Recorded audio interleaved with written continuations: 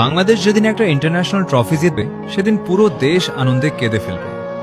2012 Asia cup, 2016 Asia cup, 2018 Asia কাপের ফাইনালে চোখের সামনে থেকে ট্রফিটা যখন হাত ফসকে চলে যায়, তখন শুধু একটা ম্যাচ হারি না, হারি কোটি মানুষের স্বপ্ন।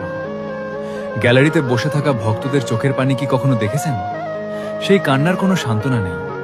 অনেকে বলে বাংলাদেশ পারবে না, অনেকে বলে আমরা শুধু কাছে গিয়েই ফিরে আসি, কিন্তু আমরা তো লড়াই করা ছাড়িনি।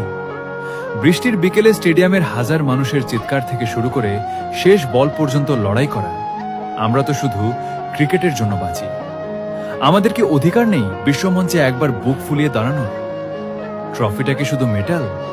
না, এটা আমাদের গত 20 বছরের পরিশ্রম, আমাদের জেদ আর আমাদের ভালোবাসার প্রতিদান। একবার ভেবে দেখুন তো, যেদিন সেই ট্রফিটা আমাদের হাতে উঠবে সেদিন ঢাকা শহরের আকাশটা কি অন্যরকম হবে না? সেদিন কি মিরপুরের গ্যালারিতে শুধু গর্জন শোনা যাবে, নাকি মানুষের কান্নার আওয়াজই হবে জয়ের গান?